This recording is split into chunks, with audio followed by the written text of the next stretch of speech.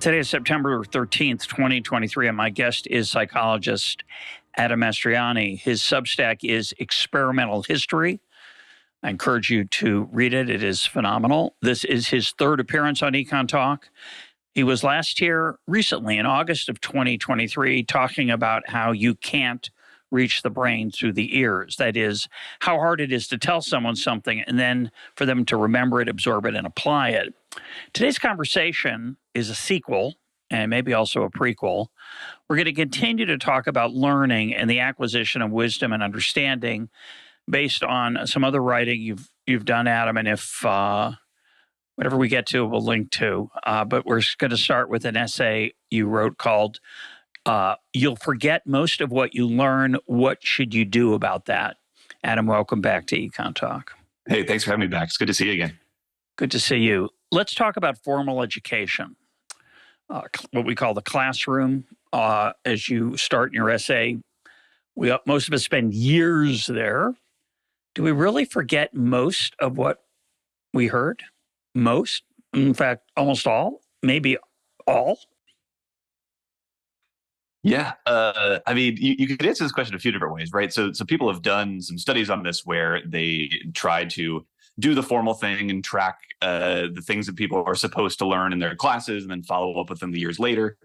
And I mean, you can get pretty much every number you want depending on how long you wait, how you do the test. But it's somewhere between a lot of what people learn they lose and pretty much everything. And I mean, you can run this test on yourself, right? Like I graduated from college in 2014. And as just a little test, I tried to list every class that I took. I knew that there were 32 because I took 4 every semester. And I got to 19 out of the 32. And so if I can't even name a good chunk of the classes that I took less than 10 years ago, I mean, maybe that knowledge is accessible in a different way, but clearly it's not very accessible. And the other example I have of this was just happening upon an episode of Are You Smarter Than a Fifth Grader, where a woman, to the dismay of all the fifth graders on stage, is screaming over and over, "There are 352 feet in a yard." So it's bleak. Whatever the number is, it's not a great one. And one answer to that, and it was the answer I used to give. It's interesting. I think as an economist with a free market bent most of my life, I had trouble, still have a little bit of trouble, but I certainly had trouble when I was younger accepting that really horribly stupid, irrational things would persist. Figured people would usually figure things out, make them better. So the idea that we would spend 12 to 16 years in a classroom and get, quote, almost nothing out of it seemed improbable to me. It still does a little bit. I'm going to defend it a little bit, but I'm very sympathetic to your point now that I'm older. One argument would be, well, okay, you don't learn a lot. You don't remember facts, right? I don't remember atomic weight. I don't remember exactly what the redshift is. I know it has something to do with speed of things and their frequencies changing. But that's not really those are just facts. They're not important. I can Google those or look them up in a book. What's important are modes of thinking. And that's what I learned in school. I learned how to think, or I learned frameworks for thinking. And that's what I learned. And that's more important than facts. Yeah, well, I think 2 problems with that. One is it does really seem that what we're doing a lot of the time in the classroom is trying to transmit the facts. That if you went into a classroom and they were like, look, we know you're not going to remember any of the facts here and you can look them up anyway. What we're really going to do is teach you how to think.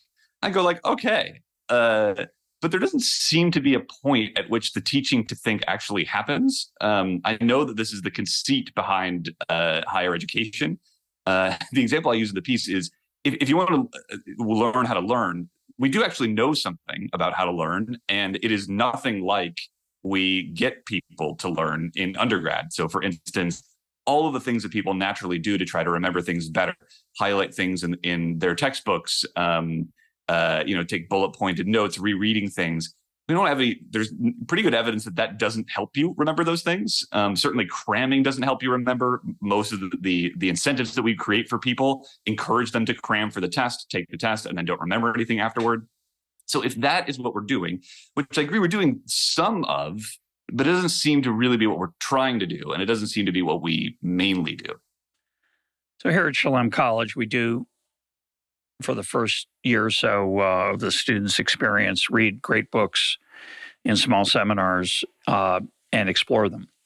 And I do think, besides finding out what happened in the Odyssey, I do think students acquire insights into themselves and learn how to read from that experience, which is much more important than knowing what happened to Odysseus when he encountered the sirens. So I think there's some of it, but I certainly agree with you that, let's call it the lecturing format. I was a very interactive lecturer, but still I lectured. I think the lecturing format is pretty dismal in being transformative. And I think I think back to my college astronomy class. I don't remember one thing from it. Now, it doesn't mean I got nothing out of it, but I don't remember one thing. And that's really weird because I love the nighttime sky. And one of the things I've learned since I took my astronomy class, unless I learned it and forgot it, is that when you look up at the nighttime sky in a decent place, meaning not too much light pollution, and you see thousands of stars, virtually every, and in most cases, every star that you see is in the Milky Way. That's extraordinary. When I learned that fact, and I learned it about 6 years ago from a friend of my nephew who was staying with us for a night in a place with really good stars, he just mentioned that in an offhand way. I thought, well, that can't be true. I know that. But I didn't know it, and I think it is true. And the only exception is that maybe there's I think it's Andromeda, you can kind of see as a sort of smudge with the naked eye. But every single star you see is from the Milky Way, which means that you are seeing 1/300 billionth at most of the stars in the universe. And to me, that's a mind-boggling thing. And I hope maybe for some of our listeners, that would be the only thing they take away from our conversation, Adam. Probably not. But but is that not extraordinary? And why would I not want to know that in college unless I knew it, was told it, forgot it, and when I got older and heard it, I was in a better place. I was more interested. Very possible, but it is remarkable that I literally cannot name one thing I learned. Yeah.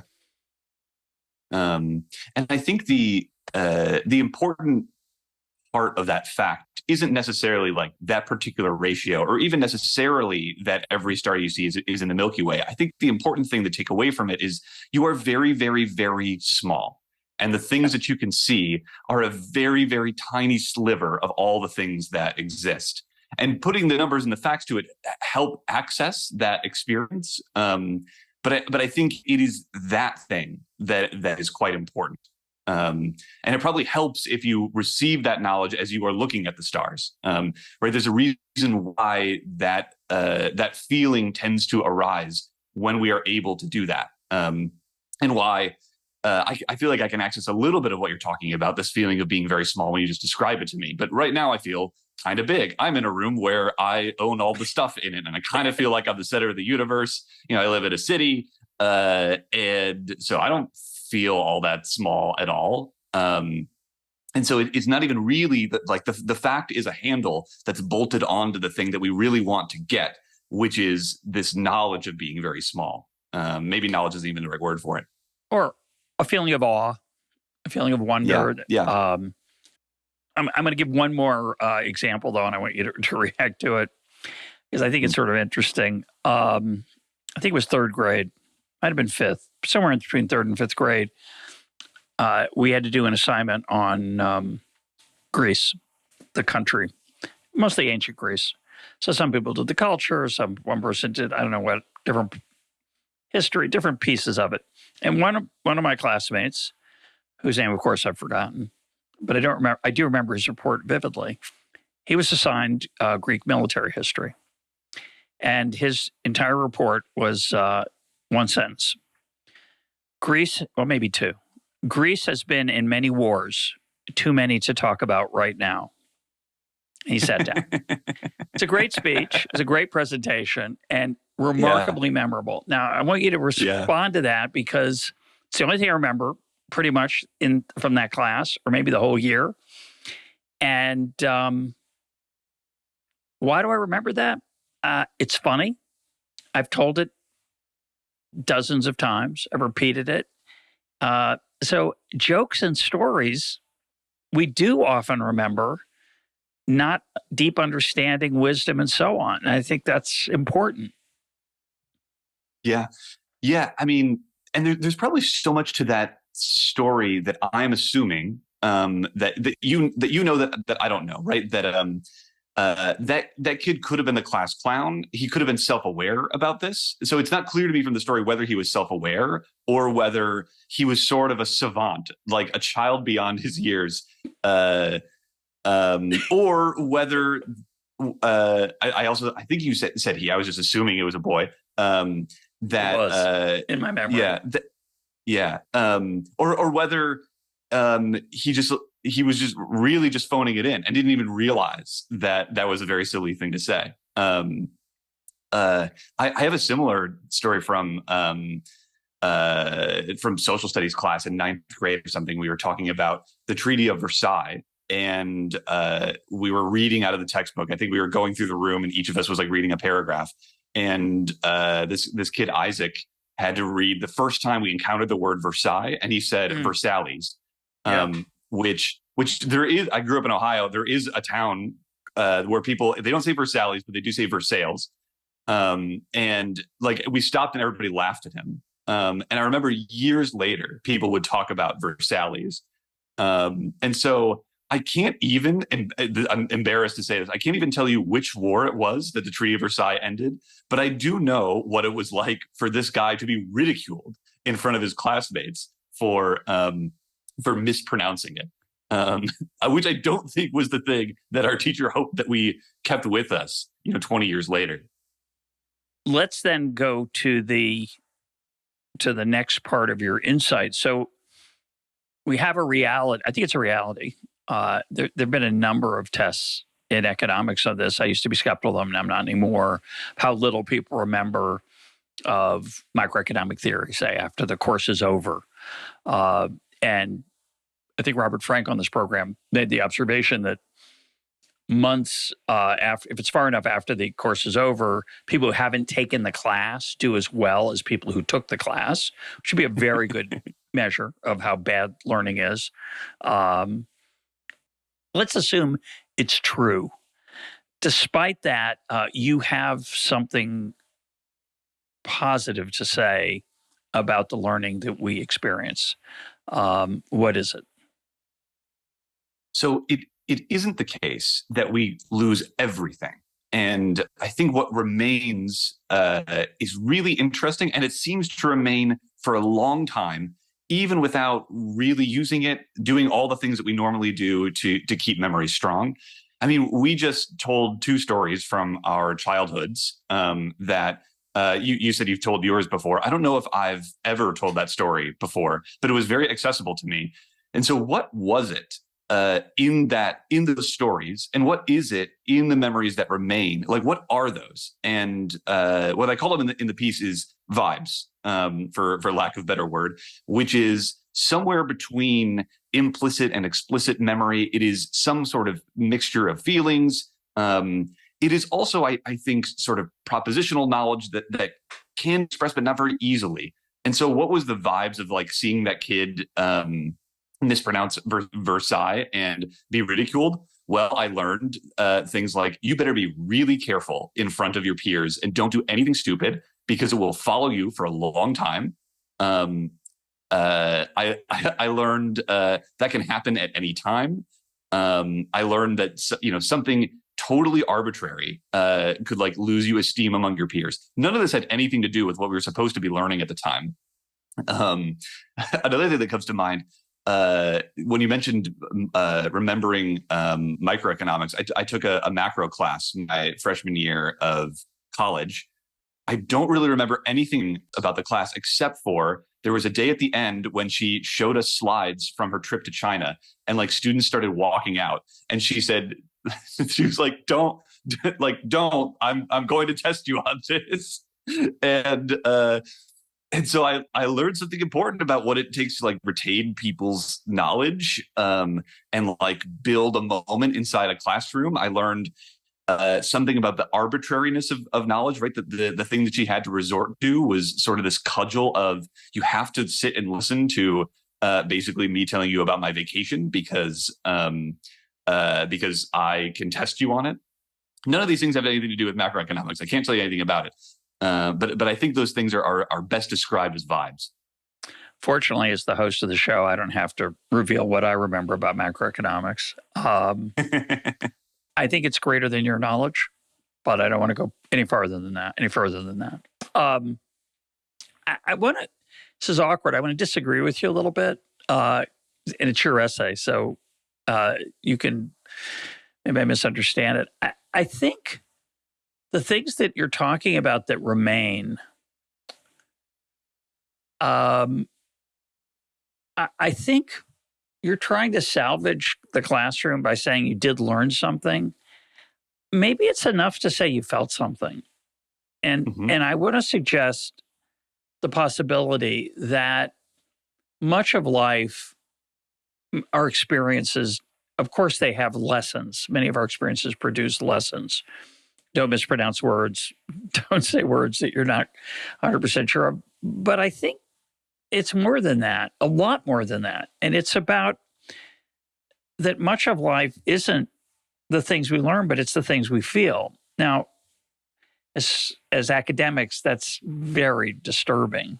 We don't like it. You refer to that at times in your piece, in a different essay we might get to today. But isn't the lesson here that much of life is how we experience things rather than the content, and that maybe that's okay, but it's definitely not the alleged purpose of formal classroom learning?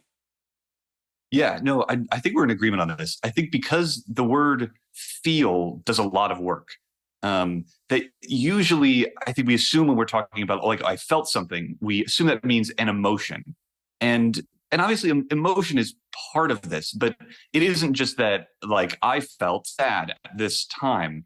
When we say that word feel, what we really mean is I had some kind of experience that is difficult to articulate.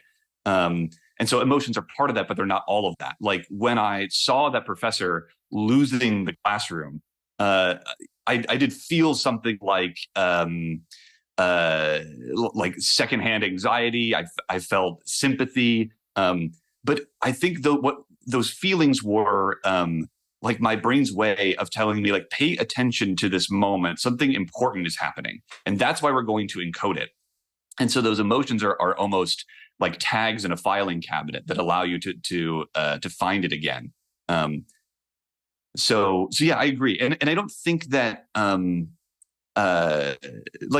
I don't have any hope of salvaging the classroom in particular, but I do think these things can happen there. And I think they can happen more if you appreciate that those are the things that are much more likely to make it beyond the few months after your class. That, like, I effortlessly remembered that experience years later without ever having been tested on it, no one ever told me I was going to be tested on it. Something about it made it stick. And I do think it was the feeling. So you give an example of what you call bad vibes and good vibes from your psychology education, which is both amusing and I thought informative. So give us the example of the bad vibe, the opening moments of one psychology class, and a different one, a good one. Yeah, the bad vibes were in a cognitive psychology class I took. That I remember vividly. In the first lecture, the professor said, cognitive psychology is pretty boring. And, the bottom fell out of my stomach because I went, oh no, like I have to take this class. And it turned out, it turned out to be pretty boring because he felt that way about it. I do remember that. But as I point out in the essay, there is something I really remember well from that class, which is the concept of greebles, which are like weird little alien formations that were used to settle or try to settle a debate in cognitive psychology and neuroscience about, like, what is this this patch of brain that we call the fusiform face area that seems to light up in response to faces. Is it specific to faces, or is it actually for processing like fine configural details? And so they made these little alien creatures they called greebles. They trained people to distinguish between them, and then found that the fusiform face area also responds to greebles as well as faces after you acquainted yourself with them. Obviously, the problem here being that, like, well, the greebles kind of have faces, so yeah. But well, and that's worth at least some healthy fraction of $60,000 for the tuition you paid for that class. The tragedy of that story is that you remember two things: one, an really inexcusable, unprofessional opening remark by a faculty member, and two, a phenomenon that is really not that interesting. It's not a transformative experience, but you have a good one. Yeah. The good vibes were a different psychology class I took. It was Psych 101, and the professor, his name was Danny Oppenheimer. He stood up at the front of the class and he had this whole routine that was all based around a bag of M&Ms. I don't remember the whole routine, but I remember the fact of the routine. Parts of which included, getting somebody to stand up, and he's like, "Okay, I'm going to toss you the bag of M&Ms." And he tosses it to the student. The student catches it, and he's explaining that what the brain has to do in order to coordinate the body in order to capture the M&Ms is pretty amazing. You have to be able to tell the difference between where the bag of the M&Ms is and the rest of the world around it. This is not a trivial computational problem to solve. You have to coordinate your limbs to put your hands in the right position to catch it. I was like, oh, this is all pretty cool. Like, this guy's throwing M&Ms at students. Like, that's kind of neat. He tells the student to toss the bag back to him. He catches it. He goes, obedience. That's also something that we'll catch in this class. And like, no, the student's a little embarrassed. Everybody's laughing. I'm getting goosebumps even just thinking about it. And I was like, oh, this is kind of fun. And then he tosses the M&Ms back to the student, and he says, okay, now toss it back to me. And the student doesn't do anything. And he goes, learning. We'll also talk about that. And I go, oh, man, he predicted what the student would do. And it did make me feel a little bit like maybe there is something to this psychology thing if you could do this with it.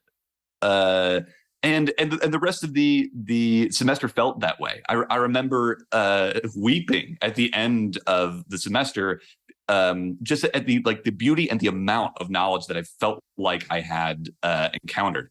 Not that I could remember all of it afterward, but there's a reason why I became a psychologist. That I kept chasing that feeling that I had.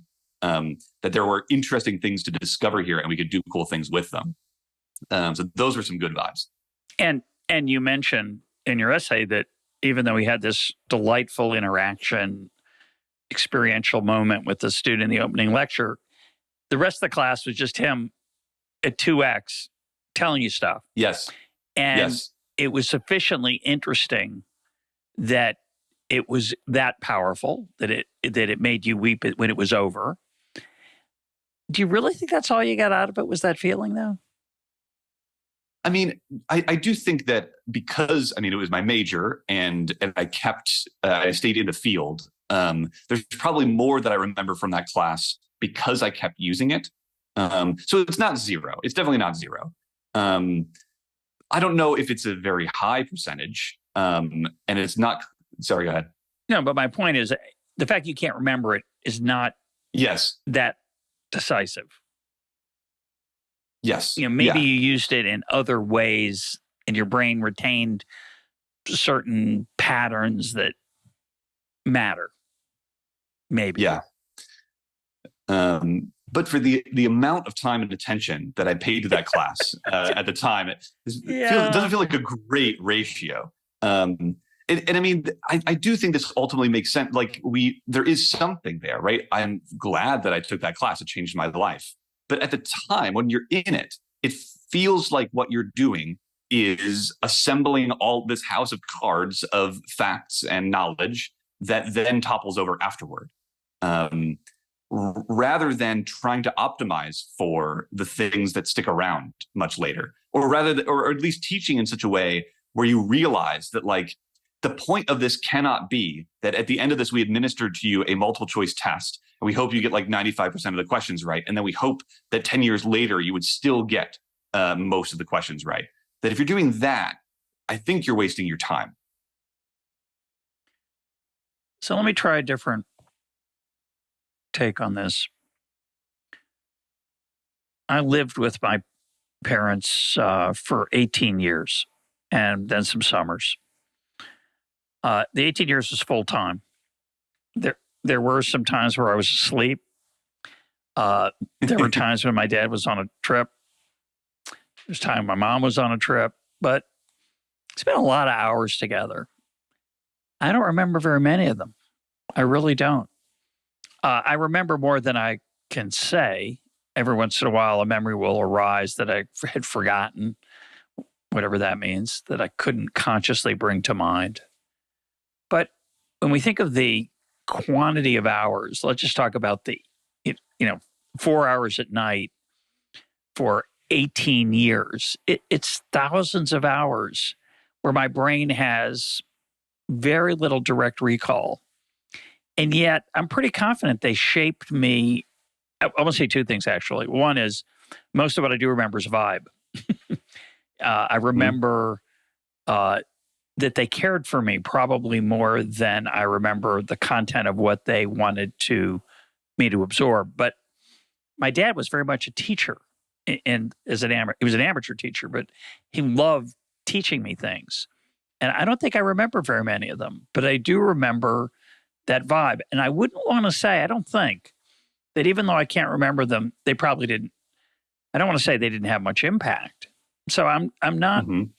I'm torn. I find your argument profound, and there's more to say. We're going to get to it in a minute, but I wonder if it's if you protest too much. Yeah, I think it comes down to what is it that we hope to do, and are we doing that or not? That if what your father hoped, and if what my Psych 101 professor had hoped, is that we really got the multiple choice question knowledge at the end of it, I think their hopes were misplaced. But that might not have been what they actually hoped. And in fact, I sent my professor this essay, and I think he largely agreed that the point of that class wasn't that at the end of it I can tell you what the fundamental attribution error is, or I know what the the cerebrum does. It was to understand at a deeper level what psychology is about. That it is possible to ask and answer questions about the human mind, and some sense of how that's done. And that does touch plenty of explicit knowledge, right? I should be able to tell you some things, and I am able to tell you some things. But what I really should be able to do is, I don't know what I'm able to do. What really should happen to me is that I come away going, there's something interesting and important here. Some of my theories of the world are constrained. I know some things not to be true. I know a few things to be true. And I have a better sense of how one might go about doing the business of psychology. That is what I ended up doing, the rest of my life. And so I think maybe the hope is similar for a parent, that yes, maybe when they teach you how to change a tire, they really do hope that you remember how to change the tire the next time you have a flat tire. But I think any parent's hope is exactly what you described, which is you knew that you were cared for. And beyond that, whether the proper way to descale a bathtub, or the correct amount of water to give a certain kind of plant. These things are so much further down the priorities list, that in the moment, we hope that people remember these, but we hope that they remember the lesson behind the lesson, which is that there is a certain way of living that is good, and there's a certain way that this person feels about you, which is also good. I'm sure I'm going to fall into the same trap when I'm a father. I really hope that they remember all the specific things, but obviously I hope they remember the thing behind the thing. Yeah. I'll read a beautiful quote from the piece, where you try to describe what you're trying to describe. Adam, I think you're really interested in that challenge. How hard it is to describe the things you want to describe. You say, quote, "So far, I've used the word feelings to describe these indelible, ineffable memories. That implies that these memories are all about emotions, and no doubt emotions are part of them. But there's even more than that. It's hard to describe, but the transition of winter into spring, seeing the Statue of Liberty in person for the first time, the phase shift that happens when you enter a dance party, the last day of camp, being at a wedding that probably shouldn't happen. I'm sure these all evoke images and emotions, but there's something underneath it all, binding it all together. That's what I mean by feeling, a combination of emotions, aesthetics, meaning, and values. And when you layer feelings on top of each other, you get a vibe. It's a silly word, but it's the only one that fits. End of quote. You want to say some more things about that? Try to. It's hard. I know it's hard to put into words. You did a lovely job trying there. Yeah, I don't know if I could do any better than that. That I think there is a thing there, that when I say something like the transition of summer into fall, I think it evokes. I mean, for me anyway, it evokes something. It evokes like school is coming, change is happening. I used to talk about this with my sister when we were kids, that like fall felt a certain way.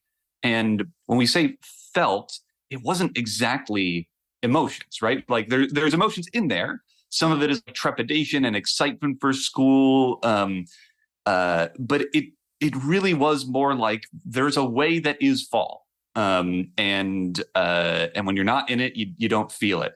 Man, it is really hard to describe this thing, but I certainly hope the people listening, like also they go like, I mean, yeah, I guess you only wouldn't get it if you didn't live in a place where you didn't have fall. Yeah. And it's got a smell. Yeah. I can smell fall. If you say, does fall have a smell? All of a sudden, without conscious effort, I can smell burning leaves. I can smell a pile of leaves. The air feels different.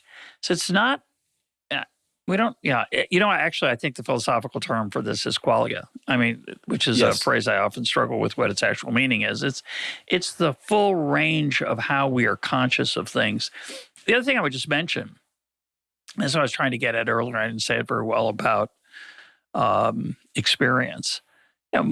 Most of the great conversations I've had in my life were not about what I learned from them. There are many conversations I've learned interesting things. This is one of them. I'm sure that I will learn something from talking to you for an hour. But most of what I love and remember about conversations is how they make me feel.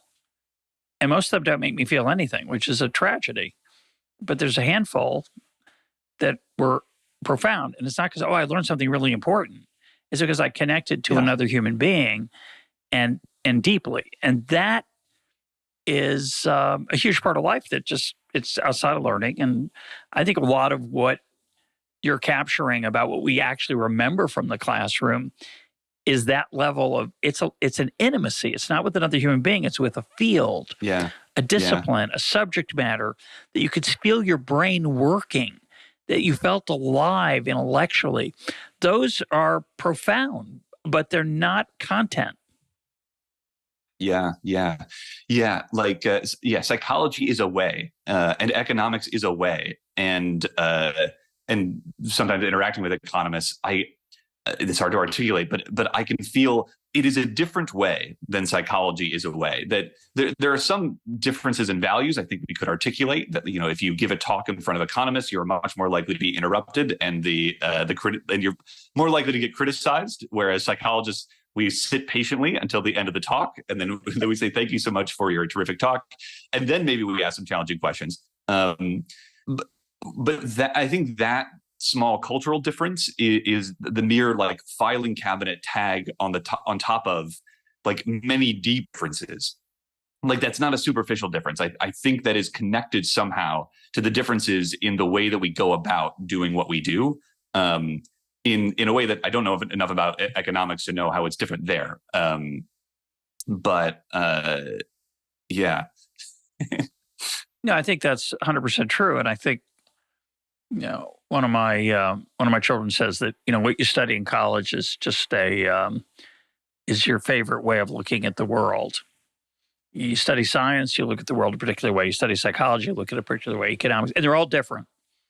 And you tend to organize the chaos of your the facts and causal mechanisms that you encounter through that framework.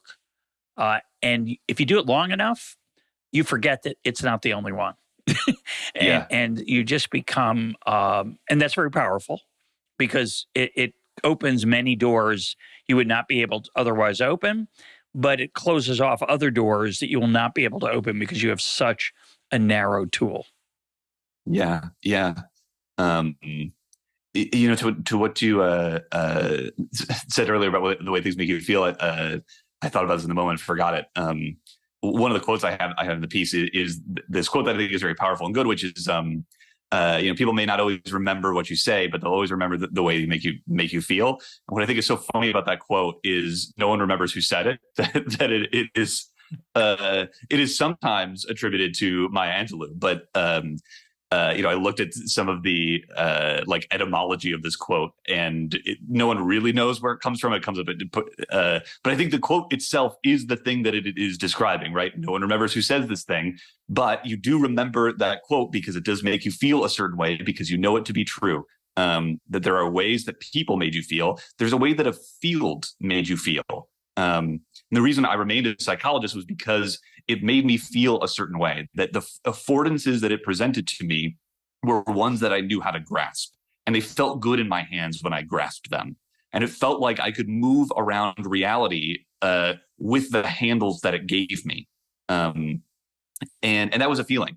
And I think you're totally right that you get very used to those handles, and you stop seeing other handles that didn't fit your hands as well. And so now I can only think in the kinds of experiments that you would run to answer questions psychologically. And I don't think in terms of anything else that you could do.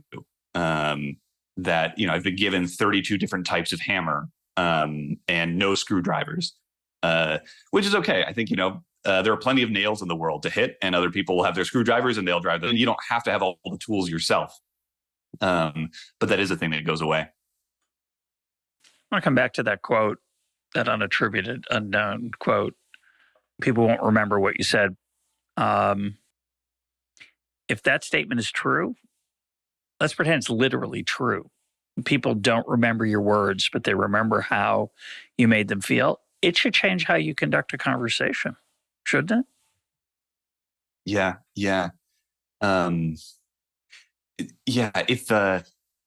think because what happens is the person comes away with experiencing sort of the emergent property of you. And that property is, of course, made out of some of the things that you say. And so it does make sense to try to say things well. But it's not just like the thing that you take from the class is not going to be the answers to the multiple choice questions. The thing that the person takes from interacting with you is not going to be the transcript of your conversation. That will be part of it. That's in like the collection that remains in their head afterward. But it's not all of it. It is also the vibe that they got. And I can remember situations where like the vibe that I got was I'm not really welcome in this conversation. Even if the words don't say that, or where the vibe I got was like the world is full of possibilities, and like we need to chase after them and grasp them. I have a friend of mine that is the way that I feel when I talk to him, and that's why I love talking to him. I don't know if we think about this all that much. I don't think we think do. about I think this is fun because I'm going to say it behooves us to think about it. A word I rarely get to use, and often used as an example of a word that's dying out without anyone's control, but it's hanging on because it does have the occasional use. I may have told the story before. I apologize to listeners. Maybe you've heard it, but a friend of mine has told me that he was in graduate school in economics. He's at a picnic with a bunch of people, and the minimum wage came up. And he's an economist. Other people were not economists. He said, the minimum wage doesn't, it's not really a good thing because it reduces employment opportunities for low-skilled workers. And he told me later, I said, how'd that go over? He said, they edged away from me on the blanket. And, as a so-called rational economist, I always found that offensive. Like, come on, that's not nice. Why wouldn't you engage? Why would you ever say in response to that? And I've had many moments like that in my life. I've talked about it some on the program. But why would the other person say, oh, that's interesting. I've never thought of that. That's not what they say. Almost no one says that. In fact, almost no one ever says, oh, I always thought the minimum wage was good, but you're an economist, so you should know more about it than I do. So I guess I've been wrong all my life. That never Yeah. happens. They never even say, wow, how would that work? Is that possible? Or is there evidence for that? They edge away from you on the blanket, folks. And that's because they're not hearing the words. To the extent they're hearing them, they're hearing a threat. Not just a threat, I don't agree with you, a threat that says, I'm not a nice person. That's what they heard. They heard an announcement. He should have put a card around his neck. Stay away. I am not a nice person. I don't have a caring heart. That's what they heard. And I think, well, anyway, your turn, Adam. Yeah. Yeah. I mean, the vibe of that sentence, I think to most people is, I don't care about poor people. Like, let them starve. And which is why, if you want to have a discussion about that, you have to begin by giving off good vibes and going like, look, we all agree that what we would like is for people who work, including low-skilled, undesirable jobs, that they can make a decent living that allows them to live a good life. Now, we might think that the best way to do that is to make it illegal to pay them below a certain amount of money. It makes total intuitive sense. But I have some evidence, or there's a lot of evidence that doesn't actually get us the end that we want. This is actually, I've run some studies on people being able to convince one another. And one of the issues that we work on is minimum wage. And we ask people, is there anything that could change your mind about these issues? And so some of them are like abortion or gun control. And often people say, no, there's nothing. But minimum wage is one where people say, if you could show me that it doesn't actually get the thing that I want to get, I would change my mind on it. Now, whether that's actually true or not is a separate issue. But I think this is one where if you can if you can get the vibes right, I think people might actually be able to receive the data itself. This is tough for me too, because it feels so intuitively right. We should just make it illegal to do the thing that we don't want. And the idea that we're going to allow people to do whatever they want feels like, but no, that doesn't get us what we want. You have to make it mandatory. One of the great advantages of a decent economics class is that even if you don't remember anything in particular, you might remember that there is an occasional unintended consequence of a well-intentioned regulation or law, piece of legislation. That's a powerful thing. That's a great thing to have in your mental toolbox. So again, I'm a little bit skeptical of the fact that we learn that it's mostly vibes. I think there are some meta lessons we learn, even if we can't articulate them well.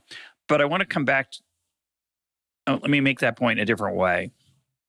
So, famous example of unintended consequences, the city has too many snakes, so they put a bounty on snakes.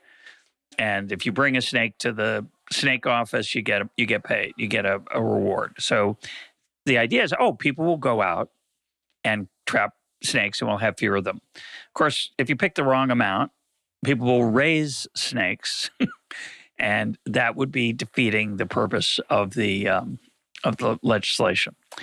And that's a story. And I am, as I get older and read pieces like yours, I am overwhelmed by how much people remember lessons that are delivered by stories, fables, parables, jokes, things that rhyme, poems, songs, etc. And they're underutilized. They're considered cheesy a little bit. It's like a bad form to when you can give a formal lecture in mathematics, say, versus a story. That snake story I just told, I suspect a year from now, there might be some listeners who actually remember that. And there might even be some listeners who will see a different example and realize the snake story is the same set of unintended incentives. So I think stories and jokes are undervalued. Yeah.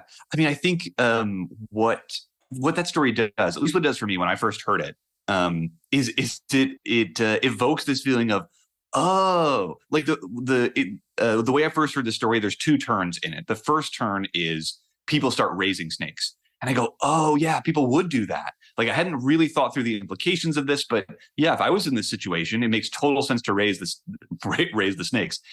And then the second turn in the story is, oh no, we're paying people to raise snakes. We're not going to pay bounties on snakes anymore. And then people release the snakes into the wild. And then I go, oh yeah, of course they would do that. Now if I'm not going to pay for my snakes anymore, I'm just going to let them go again.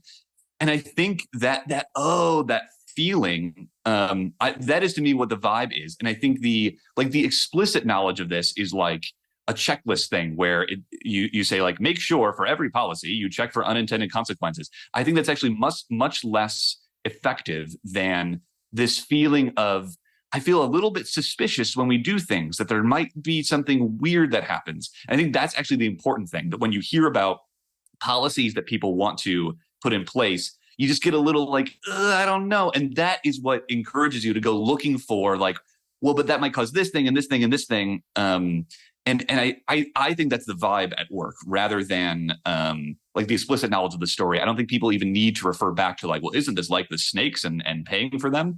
I think it is internalizing this feeling of skepticism and almost queasiness that the world is very simple and you always get exactly the things that you are trying to pay for. That's the vibe to me. Yeah, and it's aha. It's an aha moment. It's the and then what that economists often want to get people to imagine and start thinking about. I'm going to tell another story if I might. And I'm probably going to get it wrong because I can't remember the details, but it doesn't matter. It's about a prisoner of war camp or some kind of setting where there's guards and there's workers.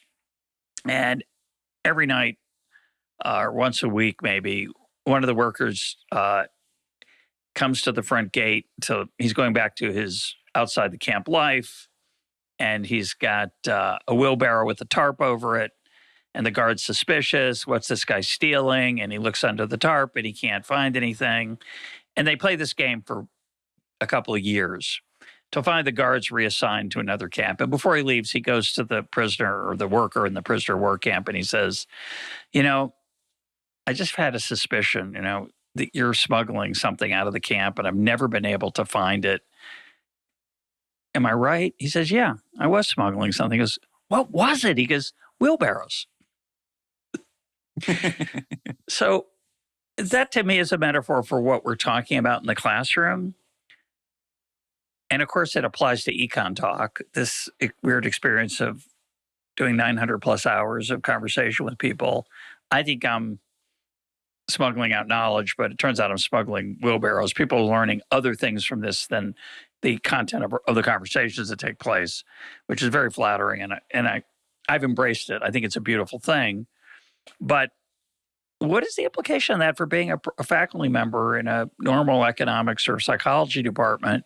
If you're listening to this and you recognize this as a reality and a truth, how should it change the way you run your class? In one way is you could say you should tell more stories, you should be more, but let's suppose that I really care about the vibe part of it. I don't want to react to your insight and say, I guess I better ask them to repeat it, the equations more to their friends outside of the classroom, right? Which is a classic memory trick. You should repeat things you want to retain. It works a little bit, maybe. I don't think it's a bad idea. Actually, you have to do it 3 times. If it didn't work, it's because you didn't do it enough. So I don't know if any of that's true. But let's suppose you're faced with this reality. You're going to spend hours with this group of students. Should it change what you do, or should you just say, well, nothing I can do about it? I think it should change what you do. So how it changes for me is, I can best tell us through the example of how I tried to teach students the R programming language, which is like, I don't know any other programming languages, so maybe this is an especially counterintuitive one, but there's a real hump that you have to get over at the beginning where you start to think like the programming language wants you to think. And students find this very difficult. And in a class that is meant to teach students the R programming language, obviously you have to spend some time doing the things that's sort of multiple choice knowledge. It's not that we want anyone to like memorize the commands and we test them on them later, but you do need some of that. So we do work on some of that. But the most important thing that I can get students to understand is that it's okay that they are going to feel like it's stupid and pointless and like Byzantine and Kafka-esque how they interact with this programming language. And that's fine, because most students feel like something's gone wrong when they hit that wall, that they like do something and it doesn't work. And they go, well, I'm not doing it right. Like, this is a stupid, like, why is it so dumb? And if I can get them to understand the vibe of it's okay to feel dumb. I've worked with this language for 10 years and I still feel dumb when I interact with it. That like, in fact, you need to accept feeling dumb in order to interact with this language well. If I can show them that through the way that I interact with it, that like I type stuff in and fail, and then I go, oh, I just got to Google that, and to show that like I'm not losing for passion for doing this as I'm interacting with it, and the students who pick up on that vibe, who come along with it, who go like, oh, this is a different way of learning for me that I'm used to. They're the ones who continue using the language afterward. Like, they're the ones who actually learn it. The ones who try to master it in the way that they would master like multiplication tables of just memorization, they don't get anywhere. It doesn't submit to that kind of learning. So that's part of the difference that like I project to them the vibe of like, I'm pretty stupid at this. And that's fine. Like, I get by doing this thing. I spend a lot of time on Stack Overflow. This might all be out of date now that you can just ask ChatGPT how to do your coding for you. But even there, it's like, look, you may get to the point one day where you speak this fluently. That takes a long time. And to get there, you really have to use it all the time. You're probably not going to do that. What I would rather convey to you is this vibe of, it's all right not to know stuff. It's okay to look stuff up all the time. And only if you get that vibe will you actually get out of this language what it has to give you. So that is, I think, the difference for going for a vibes-based approach. Yeah, and I think there's a profound implication of that, both for parents and teachers, which is, and I think we already know this, but it's really hard to actually behave accordingly, which is that when your students ask you a question or a child asks you a question, a lot of times the right answer is not to tell them the right answer. And you write about this in the essay. They'll ask a question, how do I do that? I'm really frustrated, and you don't tell them. You don't not tell them by saying, well, you're going to have to figure it out for yourself. That's part of the class. You just say, I don't remember that either. I usually just Google it. And there are probably times when you do remember it, but you want them to go through that. And so often, because we do not appreciate the lesson that you're conveying in this essay, we think the right way to educate is to make sure they know the answer.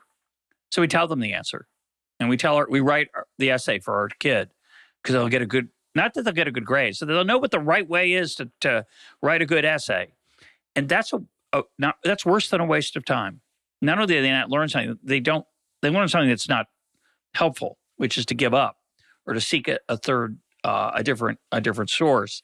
And I think the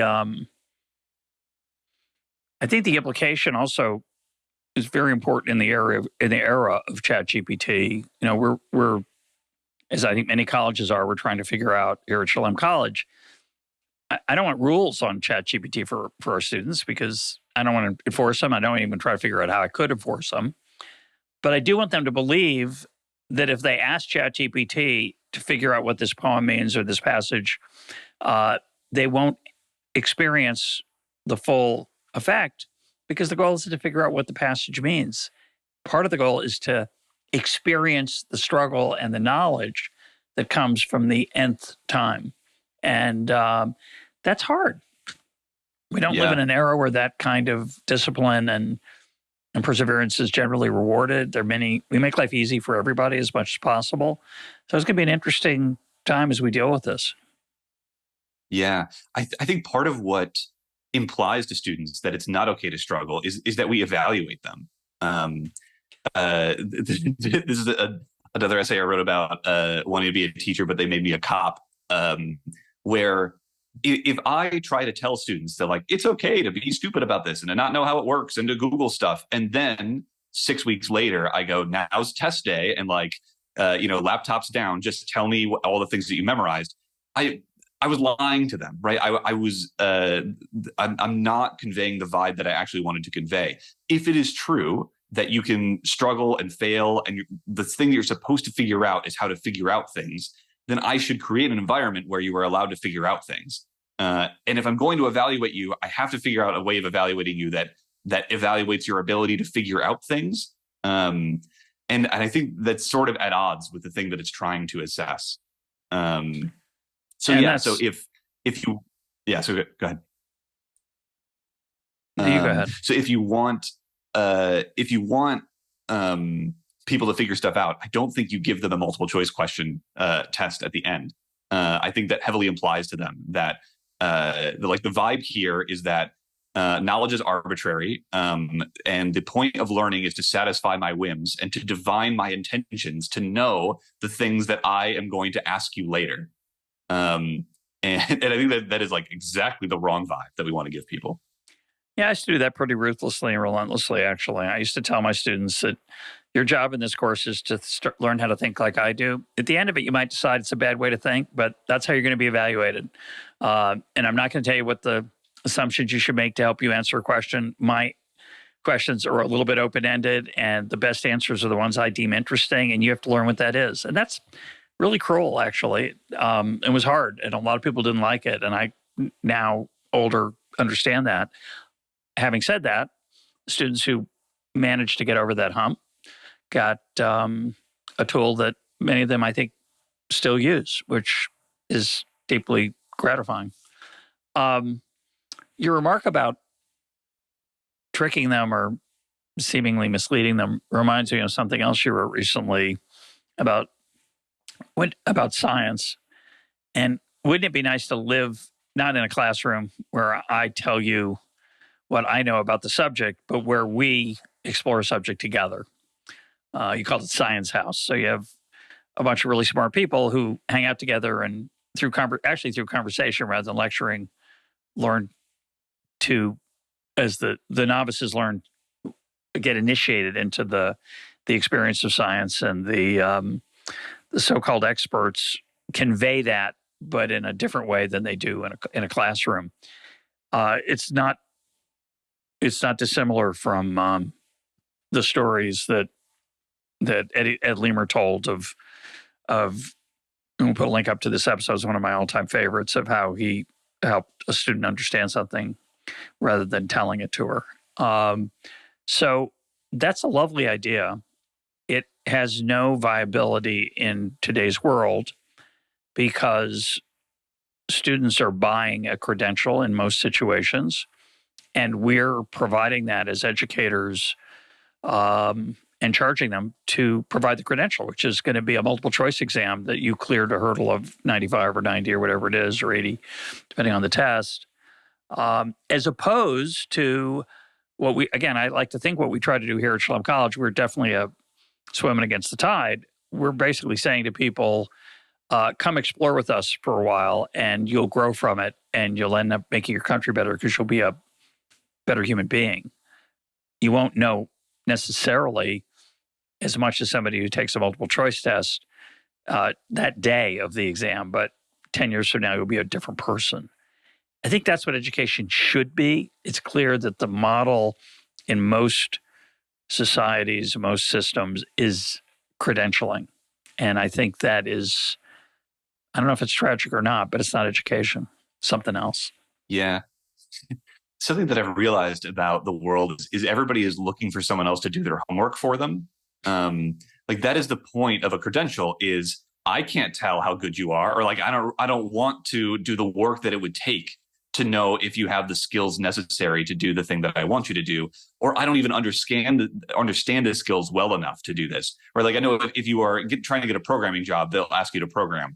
But if you're trying to get a managing job, they don't ask you to manage, right? Because they probably don't even know what it takes to manage well enough. And so what they're looking for is some signal that you know that. And so they look, well, do you have a degree, and where's it from? And how good are the grades that you got when you went there? All of these things that are I think, really orthogonally related to whether you actually possess the traits that they want you to possess. And that actually assessing people takes a lot of work that no one is really willing to do. And so instead, we all want to outsource it to other people. And so like you go pay $60,000 a year to get assessed, and then come to me and show me what your assessment says. But the people doing the assessment they're not doing the thing that you might hope that they would be doing. They're doing their own thing that like their incentives lead them to do it in their little world. Like when I'm teaching a class, I don't care about later telling McKinsey or Goldman Sachs whether this person would be a good employee for them. I'm trying to teach them psychology. And so all of us are hoping that someone else in the chain is going to save us time. But no one really seems to do it. Which is why I dream of this place where, we come and work together and and because we have this freedom, you eventually can just do things that make it clear to people the skills that you have. Like you can't fake asking a question about the world, collecting data on it, and writing it up in an accessible way. That like if you can produce an interesting blog post about a study that you ran that anyone could read and understand, like even someone who's not putting that much work into assessing you can tell that like what you're doing. Whereas if what you do is produce journal articles that obey all the norms of the field and they try to be inaccessible to outsiders, unless you are an expert in that field, I don't know if you wrote a good economics paper or not. And so I'm just looking at like, well, I do know which journals are good. Is this in a good journal? Okay, then you must be a good practitioner of this. Which is why I have this hope that like if you actually conveyed the vibes well, if you actually taught people well, they would be able to do things that make assessing them very easy. And the point wasn't ever to make them very accessible. The point was to do the things that we all wanted to do in the first place. That's my hope anyway. Yeah, and I think part of that, of course, is that the skills that we want in an employee or a colleague are often difficult to measure. Just to take an example, I want a thoughtful person who can ask good questions. That's worth a lot to me as a friend. Forget as a scientific colleague. That's a lot of it covers a lot of ground for me. And how do you know who that person is? Well, in real life, what you do is you have a lot of conversations with them, and you figure out who's interesting and who isn't, and spend your time accordingly. But it's very hard to assess managerial ability. It's very hard to assess integrity. It's very hard to assess a bunch of things. So we use screening and other types of forms of activity that, you're right, we outsource it, and we know it's crude, and it's but it might be better than we're able to do. I think there's something else. I don't know if we'll find it today, but I think I've learned something profound from your essay about thinking about conversation. I'm not sure I've gotten to the sweet spot for thinking about education, and I think it's a lot more than simply how overcoming, say, an intellectual challenge makes you feel, or the confidence you gain from that. Those things are not unimportant, but for something that we spend billions of dollars on, publicly and privately, education, it's interesting how little we've thought about these questions. At one point you say, I'd like to go to the literature. There isn't any on this question of vibe, feeling, emotion. The fact that those are not just accessible, but they're the first thing that comes to mind. I'm just, without thinking about it, one of my favorite classes in college, I'm not going to say what the subject was, but I remember two things about it. It made sense. I loved that. It fit together. And the second thing is that in office hours one time, the professor told me he got an article published, how excited he was. He lectured for hours. I don't remember any of his lectures, but I do remember that he was really proud of it. And then he confessed that, after the third or fourth one, it's not that exciting. And kind of the thrill is gone. Gosh. Wow. I mean, liberal arts universities will tell you that what you are doing there is learning how to learn, which sounds good. But then I don't think there's actually a strong theory about how the learning how to learn happens. That there's this trust that, yeah, you take a philosophy class and you take a math class, you take a biology class, and the emergent property of taking all those classes is you learn how to learn. But none of those individuals, I think, are on mission for teaching people how to learn. They're there to teach people biology. Like that's what's on the syllabus. And I think, in fact, the incentives are structured such that you often learn the opposite. What you learn is how to get good grades in these classes, because that's what you're assessed on. So why would you learn anything else? That's the way that you make yourself legible to the university and to people afterward who are looking at your transcript. So, like, what would it really take to teach people how to learn? I think it might involve letting go of assessment. And I think a lot of it would involve not just trusting that there's some emergent property that you get from taking many different classes, that you need to approach it in some different way. No, I think that's very important. I think that's a statement about the nature of the PhD experience and how when you become a teacher, you tend to teach what you were taught. If it's at the undergraduate level, you dumb down what you were taught at the graduate level. You don't think about that many of these students will never go on to graduate school. Maybe the only economics or psychology class they're going to take. And therefore, maybe you should teach it differently. The idea that we might structure economics and biology and psychology and math as a regime of practice rather than filling up the bucket with facts and regularities is alien to everything that our graduate education system does to the people we end up hiring as teachers. And that's a whole nother conversation. But you're right. What teachers do is they play in their silo. And the best ones, like your M&M thrower, inspire students. And I'm sure many of the students in that class loved that class, even though they didn't become professional psychologists, as you chose to do, PhDs. But it requires a different kind of education. I have we have a member of our faculty who told me, his job in his class is to help our students become the best people they can be. Well, I didn't get trained in that at Chicago in my PhD program, but I don't think it should be alien to how I teach an undergraduate who's never going to be a PhD in economics, and yet don't have never thought about it until recently. Yeah. The class I taught most recently is negotiation, and this is a class where there's so much that we convey to students, I think, in the parts of the class that we don't think that much about. I think what students do a lot is they do mock negotiations, and I think we transmit the vibe in what those negotiations are about.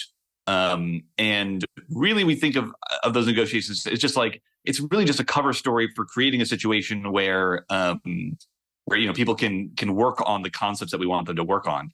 But the fact that we're doing a negotiation about buying a vineyard, actually, that means something. We are conveying to students that that is the kind of negotiation that we expect them to encounter in the world. I think there's a reason why it's a negotiation for a vineyard rather than a negotiation for a parking lot. Those things mean different things. We are telling these students that we expect them to be upper class people who would buy vineyards. Which in the case of Columbia Business School, I think maybe isn't inaccurate, but is a weird value to be conveying at the university level. And I think no one has ever really thought about what it meant that the negotiation is about a vineyard. They care a lot about which concepts we hit, and those do matter. But if we're really trying to make people into good people, we should care a lot about what the cover story is what the situation is that we are putting people in. And you're newly married, and much of Yes. marriage is about negotiation, and it's negotiation that has no price tags. Usually, there are some economists maybe, but most human Yeah. beings don't aren't negotiating with their spouses over. They're not haggling over price. They're haggling over responsibility. They're haggling over a variety of other things, and doing that as a full human being would seem like a very good skill that's never taught, as far as I know. Maybe by some marriage counselors, but it's not in that class, and it could belongs in there. It seems to me. Yeah. Yeah. I think if we took seriously the mission of making people better people, I would have taught that class differently. The guy who trained me how to teach negotiation did describe it as a process of making jerks into less jerks, which I do think is true. But I never felt like I was actually given free enough reign to do that. And maybe that's what beyond the scope of what Columbia University thinks it's able to do. That it requires staking a claim in some values. You can't just go like, well, some of you are going to go cut down rainforests, and some of you are going to go run hospitals, and these are the same thing, and that's all good as long as you give money to us later. I think you have to be willing to say, like, it is possible for you to go do jobs that we think are bad, and we would really prefer that you don't do them. I don't know. That's obviously opens a dangerous can of worms. But I do want to be able to talk to my students that, like, there are bad actors in the world, and some of you could become them, right? Like, these people come from somewhere. They go get MBAs. I want to prevent you from becoming a bad actor. And that's part of what could happen in this negotiation class, that, like, I want you to use these skills for good. And so I want to put you in situations where perhaps you might be tempted to use them for bad. And the lesson is how to use them for good. It doesn't really happen. That, I try to tell them not to lie. And I try to put them in situations where, lying actually sometimes ends up with worse outcomes. But it's difficult. And I didn't feel like I actually had legitimacy or the institutional mandate and support to do that. Yeah, but you're a psychologist. So you could also teach them how to overcome their natural inclination to be a bad actor. In theory, you could. I don't know if you actually could, but that'd be kind of cool. If they wanted, you could give them the tools if they wanted. Yeah, they didn't want to be a bad actor, and you're going to give them maybe you're going to give them you're going to teach them R so they can, use data to be an even worse actor. R is pretty value neutral. In theory, negotiation is too, but of course it's not. It's part of a bigger picture. Yeah. The other lever that I had to pull, right, is in the way that I organize my class. And this is a way that I tried to convey the vibes that I thought would make people better people, which was, for one thing, trusting them and showing that I trusted them. That so many classes have these Baroque policies for what happens if you don't come to class. And sometimes they're punitive. You have to come or I'll take points away, or you have to get a doctor's note. And so I just said, like, it is important to come to class. It's a very experiential class, and other people benefit from you being here too. So please do come to class. It is part of your grade. If you're not going to be here, all you have to do is fill out this form that says you're not going to be here. And you can click this button that says, I have a good reason not to be here, and I will trust you. And if you use this for nefarious purposes, all you're doing is stealing monopoly money. These points are made up. I really hope that you don't do it. I would be disappointed if you were, but I'm not going to police you, because I think this is the way that humans should relate to one another. So that's how I choose to treat you, because I would like to be treated like this as well. And I hope that did a little bit to produce this vibe of, like, oh, isn't it good when we trust one another? And yeah, actually, people can abuse systems, but wouldn't you rather be in a system that treated you well, that could be abused, rather than you get policed just as much as the person who is trying to do the bad thing? And it turns out that the person stealing the points, like, they don't really do anything to you. Most of you are just going to get A's. In fact, I'm going to break the curve a little bit because I think the curve is dumb. That's what I tried to do. My guest today has been Adam Mastroianni. Adam, thanks for being part of EconTalk. Thanks for having me.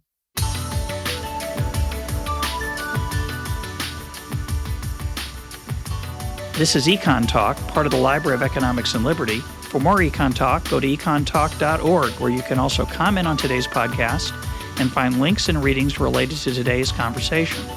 The sound engineer for EconTalk is Rich Goyette. I'm your host, Russ Roberts.